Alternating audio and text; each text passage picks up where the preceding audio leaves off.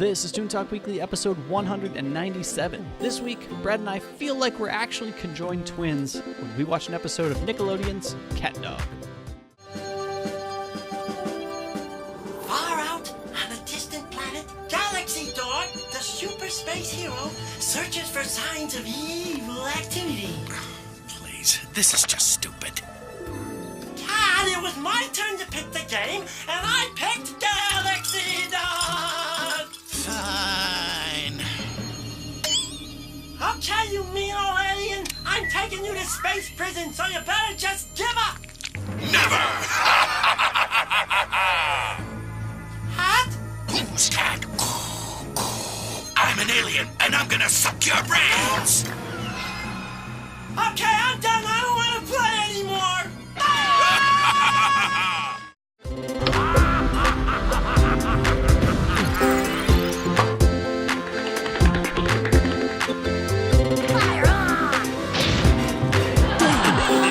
The day just keeps getting better.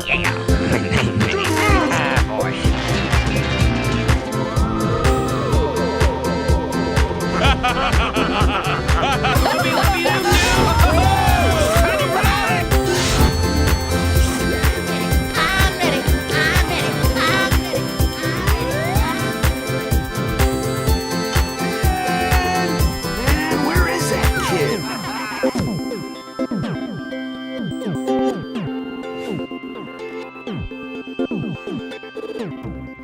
Hey everybody, it's Tuesday once again. That means it's time for another episode of the weekly cartoon podcast, Toon Talk Weekly. That is, of course, this show, and once again, thank you for joining us to talk some cartoons this week. I say us because I'm Jake Williams, but I'm not the only guy you're going to hear this week. Grabbing his microphone, pulling it into the shot, is Brad Chmielewski. What's up, man? Trying to get it a little closer. I felt like it was far away. What's up? Sorry, it was just like sneaking in there a little bit, and I was like, what is happening? Either someone, you're like asking your wife, you're like, push the mic closer. Push it closer. Bring it in. Bring it in. How's it going, man? Yeah, it's going all right here. This past weekend was like 80 degrees a couple of the days. Like it's straight up summer. Like spring didn't happen. Yeah, it's nice. But it'll be back to snowing probably next week or so. Probably next week, yeah. I was talking to my folks back on the East Coast, and they still have snow. So it's weird being on the same... I'm on the East Coast too, but I'm on the other time, like end of the time zone. So they call me and it's bright out and it's like dark there already. And they're like, yeah, we still have snow in our garden. So, yeah. So glad that's all finally clearing up, especially after last week. I mentioned to you guys, got a new puppy. So it's been really good to have nice weather to go outside. But she's a Bernese Mountain Dog. So she's got a ton of fur. She really can't be out in the heat that much. So I don't know what I'm going to do. I got to figure it out. Yeah, which, going outside cuts down on your cartoon watching. You're going to accomplish more cartoons by staying inside watching. It's absolutely ruining me. I actually did, one of the new cartoons I do keep up with is Archer. And Archer did just come back. And the last few seasons, they've been breaking away from the straight up, like, we're spies. They basically went into this storyline where they ran out of money and they got like decommissioned, so they can't do spy stuff anymore. So they kind of shot themselves in the foot. So then what they had was this season where essentially it was like the 80s. And I think you were not meant to think of it as the same world, the same universe. It's the same, just kind of like a prequel sort of thing. Kinda. The whole season was called Archer Vice, and it was very much in that like 80s kind of vein. It had a lot of the colors and things like that. Plus it was one big scenario for the entire season, like solving this big mystery by the end of the season. And they're doing that again. And this time it's called Archer, I think it's called Dreamland, and it's like 50s, like Great Gatsby. Okay. But I believe it is literally a dream that Archer's having of them being cops in the 50s. It's kind of interesting, but I'm a little worried because I did love Archer, especially when we covered it here back in like episode 20 or something. And I still love the look of the show.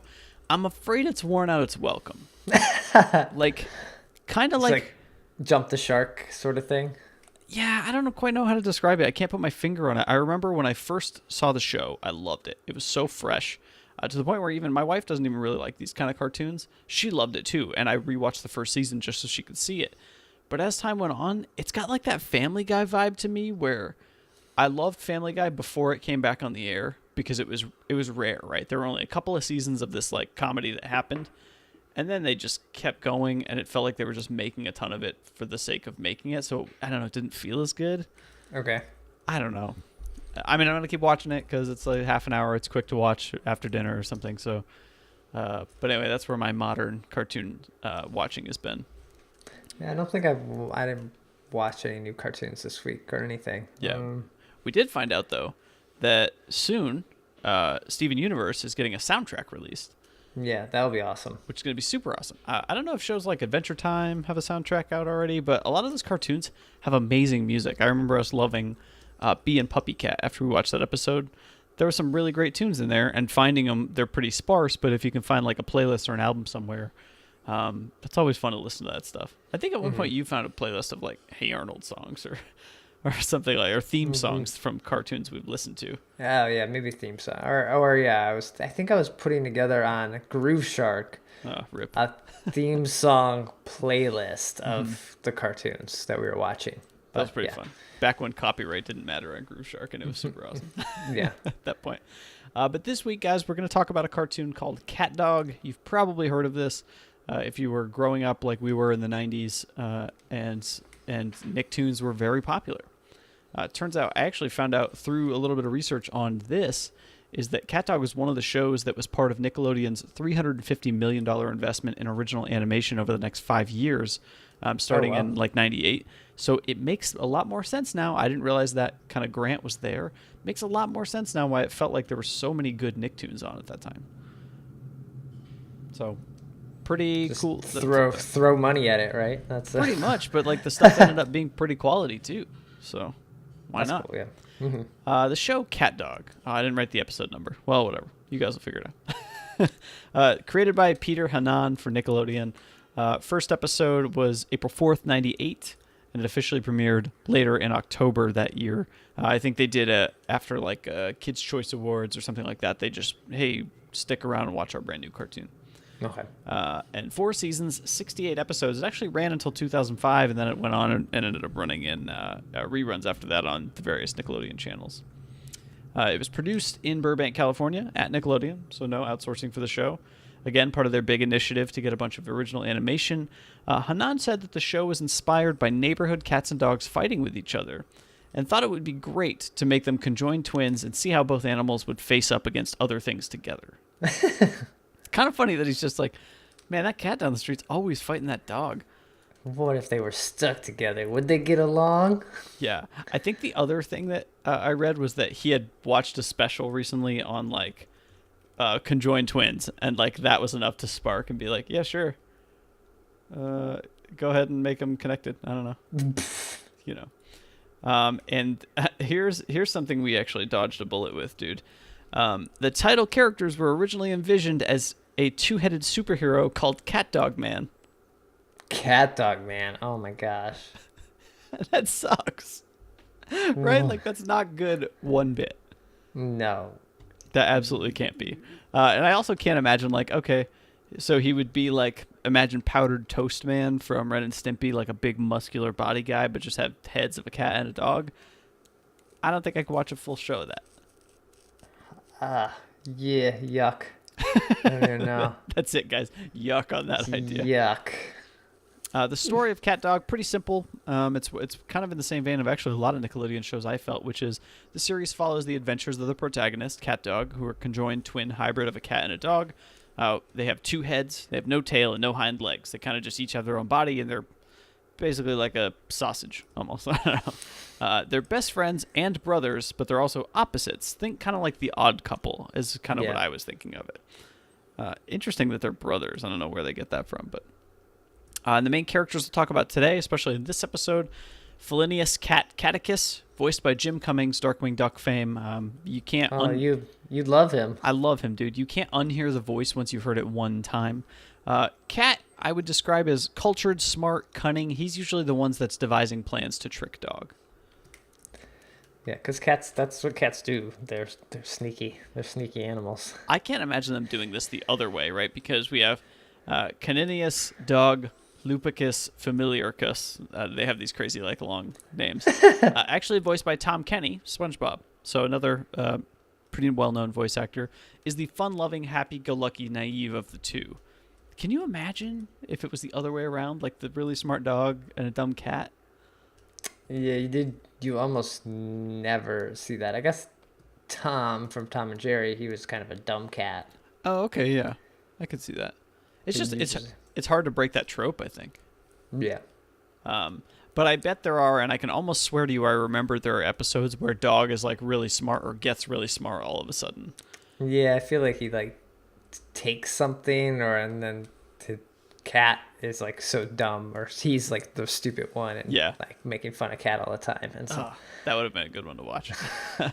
And then we have Winslow T. Oddfellow is the other kind of a secondary character. Most every other character in the show is secondary, but I thought I'd bring up Winslow because he is in this episode. He's a tailless blue mouse that lives in CatDog's house. He lives in like a little hole in the wall.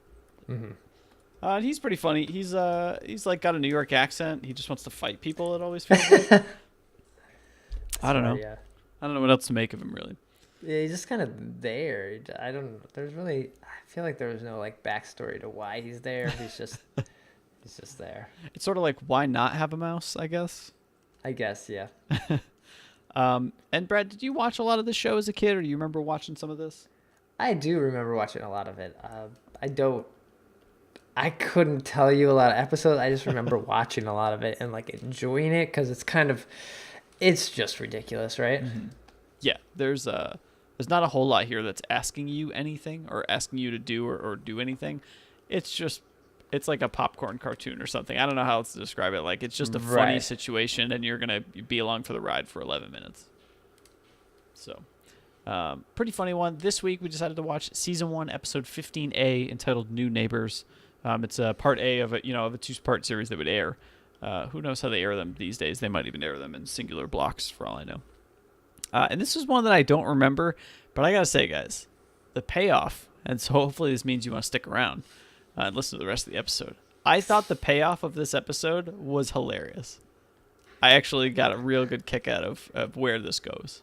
Okay. I kind of remember this episode. I don't, it feels familiar. Maybe we could have picked any episode and I would have been like, yeah, I kind of remember that one, but maybe I don't, and I just remember CatDog. That's it. There's always that problem we run into. There is a group of characters who I remember who are not really featured in this episode, which is the Greaser Dogs. They're in the main theme song. They're in like the intro credits. They're like a group of neighbor dogs who are like thugs. And there's like a little tiny girl dog and a big burly man dog, and then like a dumb dog.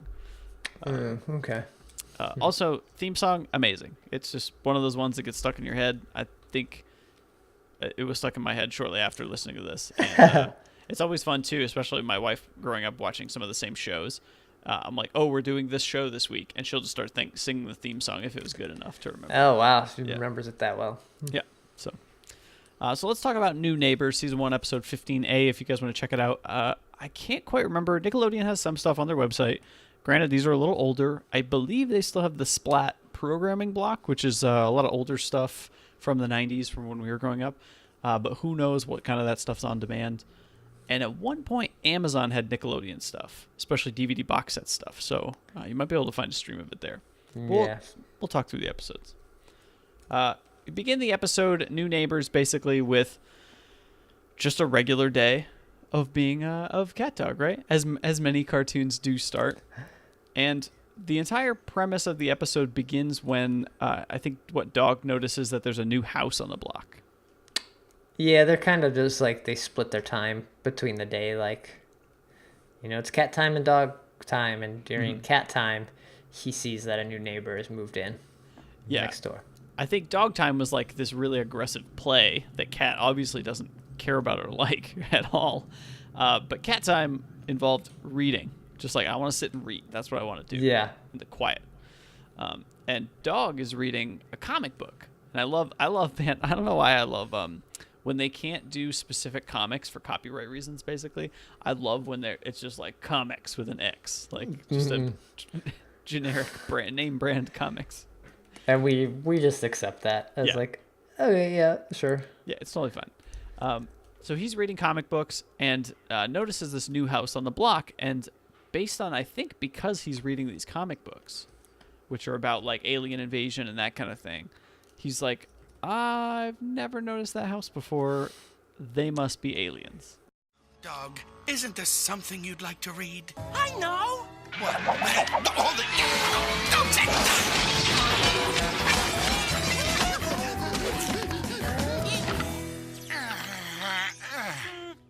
I'm reading The Evil Aliens Who Moved In Across the Street and Sucked Brains. That science fiction trash is going to rot what little brain you have. What was that? Looks like we've got some new neighbors. That wasn't there this morning. Yeah, they sure build them fast these days. And it looks just like the house in the comic. But what's weird is what's going on in this episode is kind of what happened in the beginning of the show, where imagination and reality go back and forth so much that you have a hard time telling what's real, I guess. Right. I could see that. So At least I did, even as an adult here. I was like, oh, wait, this must be fake. yeah. Right? This is why situations are a little bit tough to follow because, like you're saying in the beginning of the episode with dog playtime, you were like, wait, are they really doing this or what's happening? And then it turns out it's just him playing. Mm-hmm. But there's like no indication when stuff breaks and when stuff doesn't. So actually, throughout the entire episode where they're trying to decide, are these new neighbors aliens? Obviously, Cat continuously tells him, like, they're not. You're ridiculous. You're just reading comics. And Dog's convinced they are aliens. You're really not sure which one is going to end up being correct. Right. Because they might just switch it on you. They might swerve you a little bit. I don't know. And the bulk of the episode is legit Dog reading from different pieces, them doing different activities, but Dog reading like a different piece of his comic and then saying, oh, there's a glowing green light coming from their window. They must be the aliens because that's the exact frame I was just reading in my comic book. It's almost like the same effect of like, I drive a Ford pickup truck. It seems like everyone drives a Ford pickup truck now. Like, I guess, yeah. it's kind of like just an association thing. The freshest thing on your mind is the thing that you think is happening. It's kind of interesting like that. Mm-hmm. And through his repeated attempts to convince Cat that they are in fact aliens, finally Cat says, look, we're going to go over there and talk to him. I believe actually prior to them actually going over there, at one point Winslow said like the neighbors were being loud. Winslow's going to go see what's up. He comes back home and says he took care of him basically, and then bumps into the wall. He can't get back in his hole, so Dog thinks, oh, he's acting weird. He got his mind wiped. He got his mind wiped. And then the other thing was like, oh, he probably forgot his contacts, which he did. Uh-huh. But then Dog even reasons, well, he never says Oakley Dokley. Like, what? There's no way he's not an alien right now. They turned Winslow Baloo. He's always Baloo. I set those neighbors straight. They sucked out his brain. He probably forgot to put his contacts in. Gee willikers.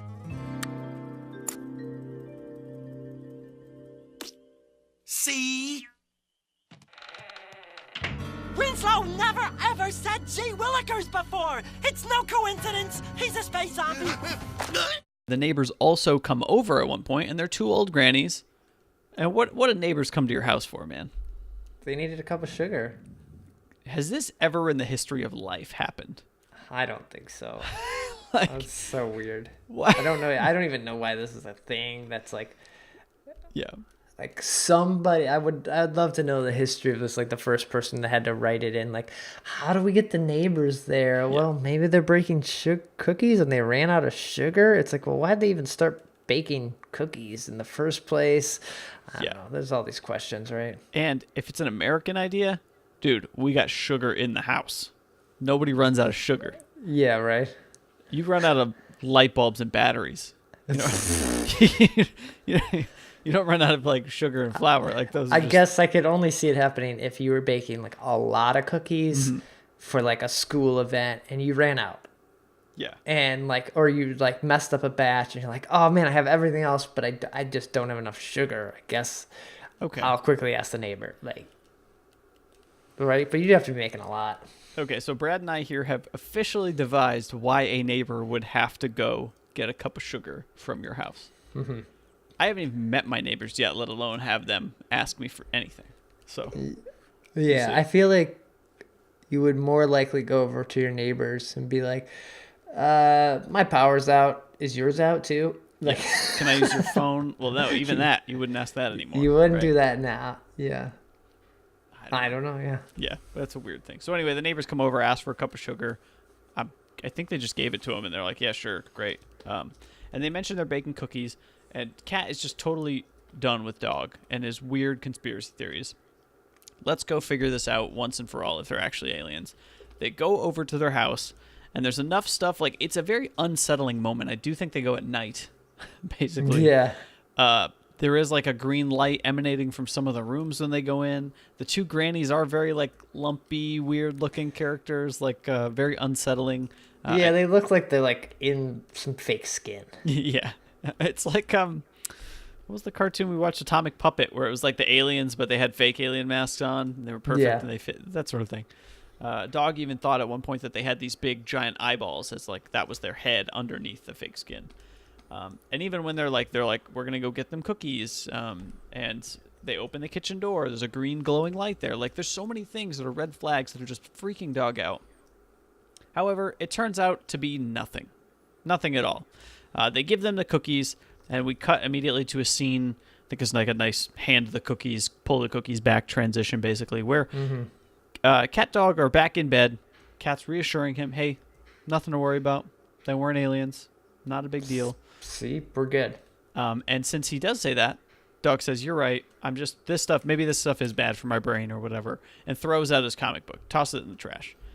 It's only here when they go to bed, they turn out the light, and the cookies that are on the bedside table, which who leaves them there? Why wouldn't you eat them? I guess Right. Cat was being responsible and being like, we don't want all that sugar before bed, Dog. Come on. Yeah, I thought about it, and we shouldn't have these. The cookies come alive. They're little robot-like flying saucers. The chocolate chips are these glowing green lights. And they sweep into the trash can. They grab the comic book and say, we have retrieved the master plans. Let's get out of here. And they fly back to the granny's house. The granny's house takes off. And like you said, yeah. Commence the, destruction or whatever. Like Operation Earth Takeover or something. Yeah. I don't ever want to hear another word from you about aliens, ever. Promise? Okay, I promise.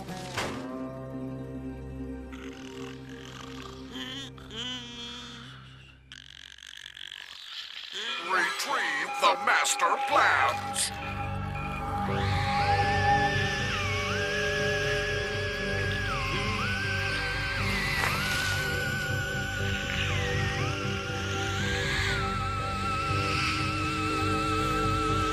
Mission accomplished, Commanders. Excellent. Commence the invasion of Earth.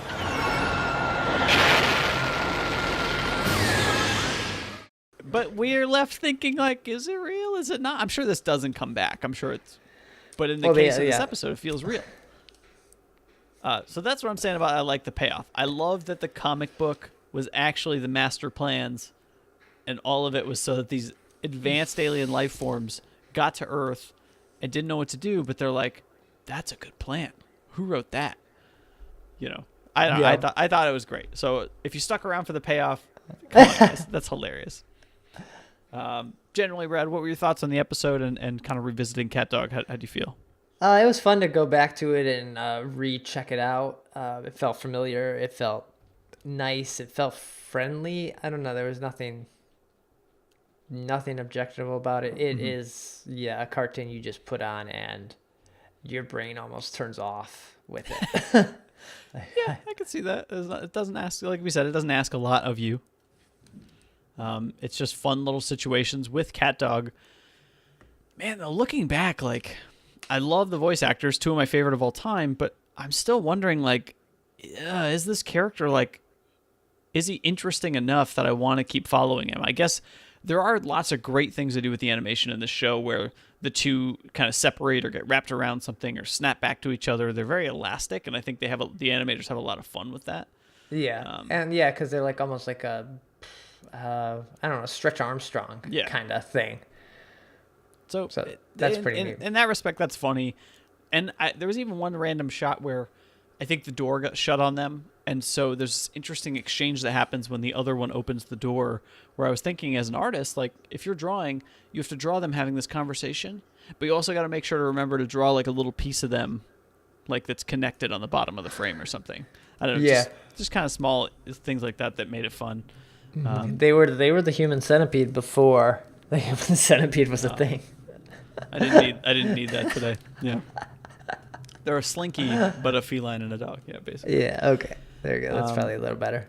So fun to revisit CatDog. I got to be honest, probably neither of us are going to go watch a ton more of it because we know exactly what to expect, but fun show. I mean, I'm glad that this show existed. It's definitely, I still put this above Wild Thornberrys, man. Like, that's still my low bar for Nicktoons. Oh, yeah, for sure. Like, we haven't even ventured into that yet. Yeah, on purpose. Yeah. There's a reason. So that was season 1, episode 15A of called New Neighbors of the series CatDog from Nickelodeon. But we're going to get out of here this week. Brad, where can people find out more about you when you're not recording Toon Talk Weekly? So you can follow me on Twitter. It's @brad, and then my blog is digitalhitchhiker.com. Great, guys. Go check them out there. Brad's still posting the little meme-like pictures up there for each single episode. They actually surprise me because I forget to post them because I have the official one now, the official thumbnail. Brad's got the unofficial fan club thumbnail. Sometimes you throw them up in the folder and you can tweet them out or something like that. Yeah, it's more stuff to share with the episode. Plus, it reminds people like, oh, I remember that moment from that episode. So those are fun. Mm-hmm. So check him out on his blog. And you guys can follow me on Twitter @JacobWilliams. And, of course, Toon Talk Weekly is all over the place. Follow us on Twitter @Toon Talk Weekly, Facebook.com/Toon Talk Weekly. Of course, we're at Toon Talk Weekly on Google Plus as well. That's still kicking. It's still kicking. So come on over. I still love their UI and how it works. It could come back and be a place, and we'll be glad it's still posted there. We'll be the only one with all kind of 200 posts. Yeah. The legacy content. And of course, email, guys. Let us know what you think of the show. We love hearing from any of our listeners. ToonTalkWeekly@gmail.com helps us know how to make the show better, things you might want to hear, shows you might want to hear covered. We definitely have a ton of recommendations from people that I kind of throw in here and there so we don't lump them all together all at once.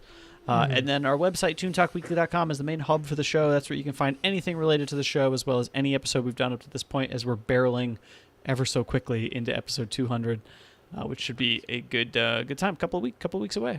Crazy. Actually, interesting. I'm coming into the office to hang out for a week. So I wonder if we'll be at a time to record together in the office. Yeah, we could do the video version will be us at the same spot, so we won't have the layout would be different for the Oh my goodness, so much to figure out. We'll figure it out. So that's gonna do it for this week's show. Next week's show will be a surprise because it's not a surprise. Jake's not prepared, so I'll pick something next week for you guys. That'll be probably older. I might go older, like 60s, 70s. It's been a while since we've dug into some weird stuff from the 70s. So okay, sounds good. We'll do the sequel to Gilligan. I'm kidding. We're not doing that.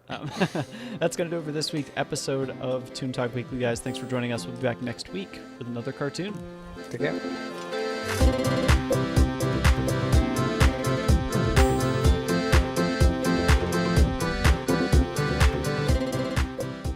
To learn more about the show, visit toontalkweekly.com or follow us on Twitter @ToonTalkWeekly.